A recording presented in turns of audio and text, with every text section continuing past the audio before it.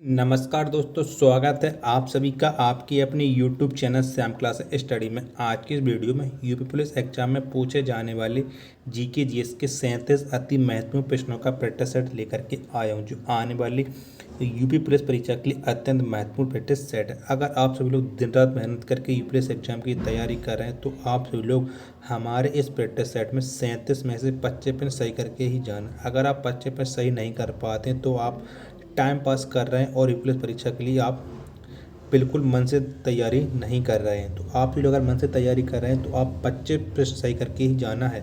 Practice set पसंद आता तो वीडियो को आप लाइक कर दीजिएगा। चैनल को आपने सब्सक्राइब नहीं किया तो चैनल को जरूर सब्सक्राइब कर लीजिए। इस प्रैक्टिस सेट को पूरा करने के बाद आपको ईमानदारी के साथ अपना स्कोर शेयर करना और बताना है कि आपने कितने प्रश्न सही किए। इस प्रैक्टिस सेट को आप अपने सभी छोटे भाइयों बहनों को जरूर शेयर कर देना, जिससे और भी लोग इस प्रैक्टिस सेट को लगाएं और उन लोगों को भी अपनी तैयारी का पता लग जाए कि उनकी तैयारी यूपी पुलिस परीक्षा के लिए कितनी हुई है।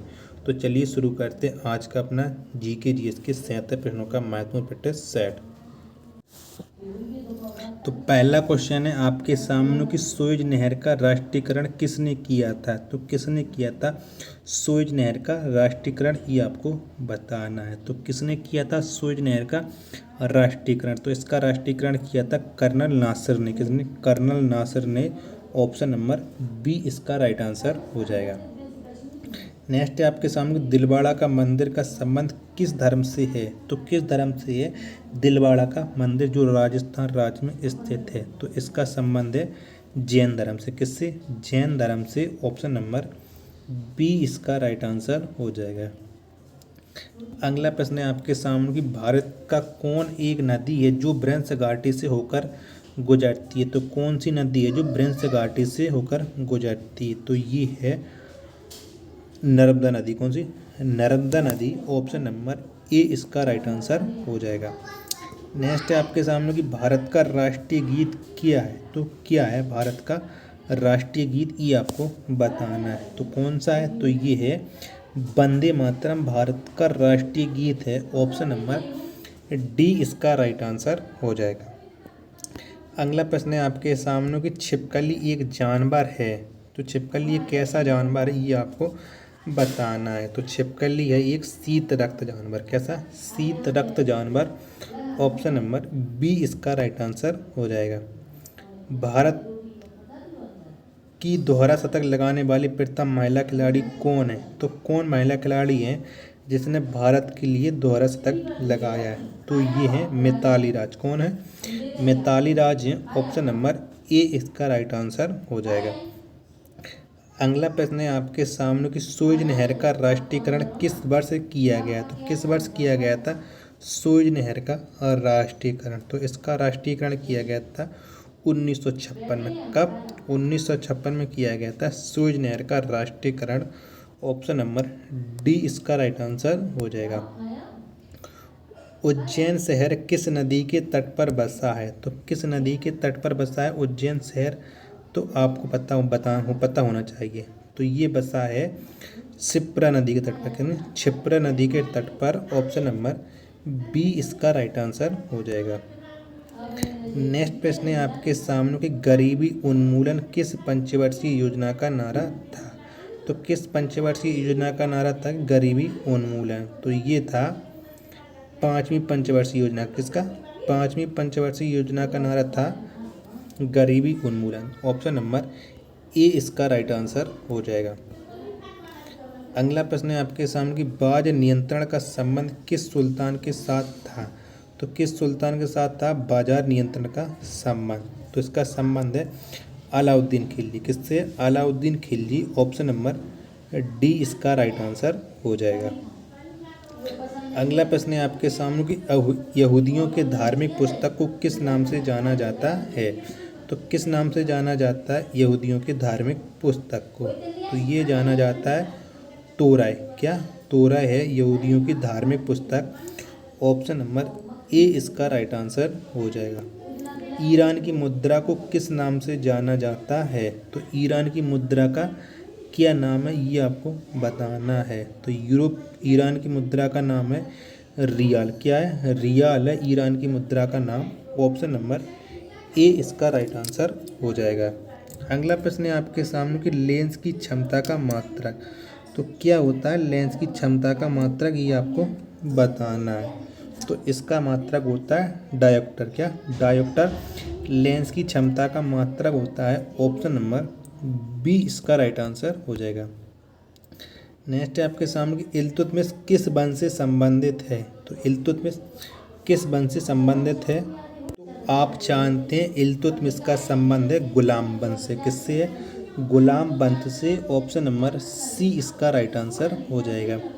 नेक्स्ट है आपके सामने कि लोकसभा में राष्ट्रपति के द्वारा कितने एंग्लो भारतीय को मनोनीत किया जाता है। तो कितने एंग्लो भारतीयों को मनोनीत किया जाता है लोकसभा में, ये आपको बताना है। तो ये किया जाता है 2। कितने, 2 एंग्लो इंडियन को राष्ट्रपति के द्वारा मनोनीत। ऑप्शन नंबर डी इसका राइट आंसर हो जाएगा। अगला प्रश्न है आपके सामने कि जैन अवेस्ता किस धर्म की धार्मिक पुस्तक है। तो ये किस धर्म की धार्मिक पुस्तक है, जैन अवेस्ता। तो ये है पारसी, किसकी, पारसी धर्म की धार्मिक पुस्तक। ऑप्शन नंबर ए इसका राइट आंसर हो जाएगा। अगला प्रश्न है आपके सामने कि प्रतिरोध का एसआई मात्रक क्या होता है। तो क्या होता है प्रतिरोध का एसआई मात्रक। तो इसका एसआई मात्रक होता है ओम। क्या होता है, ओम। ऑप्शन नंबर ए इसका राइट आंसर हो जाएगा। अगला प्रश्न है आपके सामने कि रमन मैग्सेसे पुरस्कार किस देश के द्वारा प्रदान किया जाता है। तो किस देश के दिया जाता है रमन मैग्सेसे पुरस्कार। तो ये दिया जाता है फिलीपींस देश के द्वारा। किसके द्वारा, फिलीपींस देश के द्वारा रमन मैग्सेसे पुरस्कार दिया जाता है। ऑप्शन नंबर सी इसका राइट आंसर हो जाएगा। नेक्स्ट है आपके सामने कि 7 पर्वतों का नगर किसे कहा जाता है। तो किसे कहा जाता है 7 पर्वतों का नगर। तो ये कहा जाता है रोम को। किसे, रोम को 7 पर्वतों का नगर कहा जाता है। ऑप्शन नंबर ए इसका राइट आंसर हो जाएगा।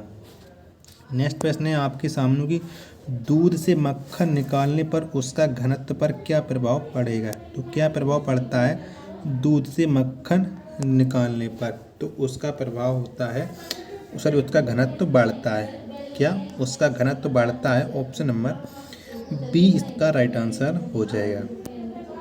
अगला प्रश्न है आपके सामने कि इंडिया विंस फ्रीडम के लेखक कौन है।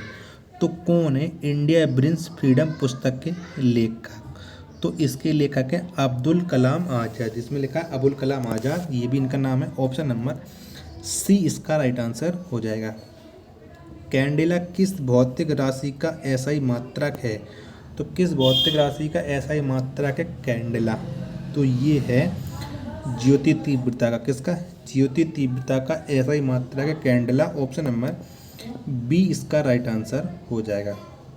खजुराहो का मंदिर किस राज्य में स्थित है।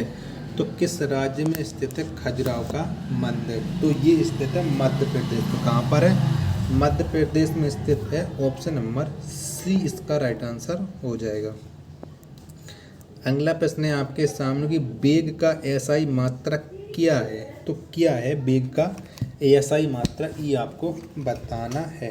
तो क्या है वेग का, तो इसका एसआई मात्रक है मीटर पर सेकेंड। ऑप्शन नंबर डी इसका राइट आंसर हो जाएगा। अगला प्रश्न है आपके सामने कि भारत सेवक समाज की स्थापना किसने किया। तो किसने की थी भारत सेवक समाज की स्थापना, ये आपको बताना है।